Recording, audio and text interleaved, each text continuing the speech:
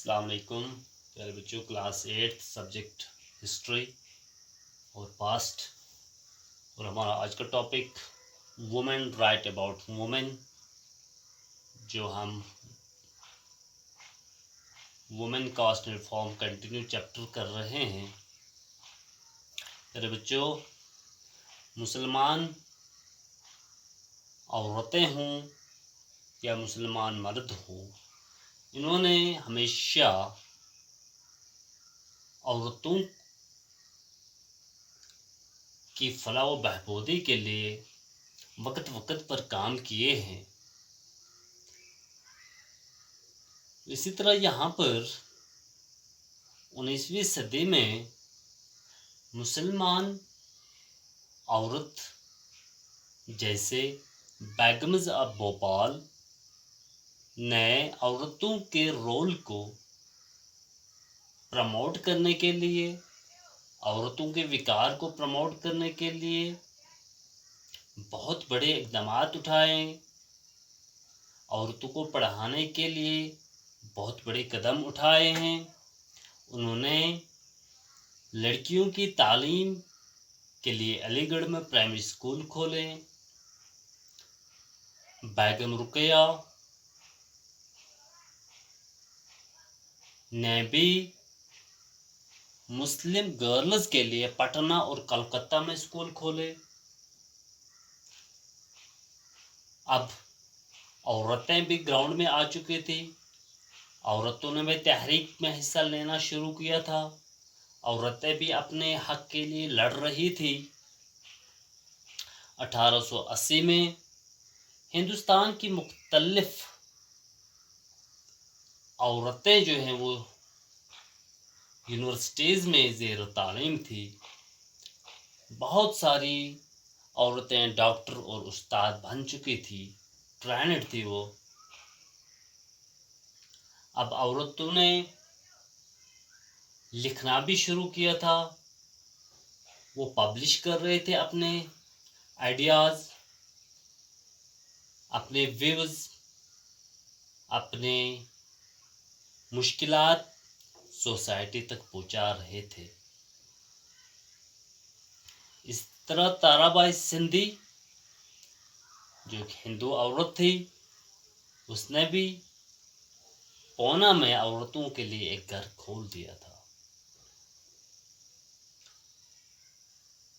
और भी बहुत सारी औरतों ने वक्त वक्त पर औरतों के हकूक़ के लिए काफ़ी अहम रोल अदा किए हैं। पंडिता रमाबाई संस्कृत जुबान की एक बहुत बड़ी स्कॉलर थी। उसने देखा कि हिंदू धर्म में औरतों के साथ बहुत बड़ी ज़्यादती हो रही है। तो उन्होंने एक किताब लिखी, miserable lives of upper caste Hindu women. तो उन्होंने औरतों के लिए, खासकर विडोज के लिए, जिनको घर में सताया जा रहा था, जिनके हरसमेंट हो रही थी, जिनको तरह तरह की मुश्किलात का सामना करना पड़ रहा था, वो पूना के इस पंडिता रमाबाई के आश्रम में सहारा ले रही थी। और वहाँ पर इनको ट्रेन किया जाता था, इनको तरबियत दी जाती थी कि किस तरीके से वो खुद को खुद मुख्तार बना सकते हैं, किस तरीके से वो अपनी ज़िंदगी जो है बसर कर सकते हैं।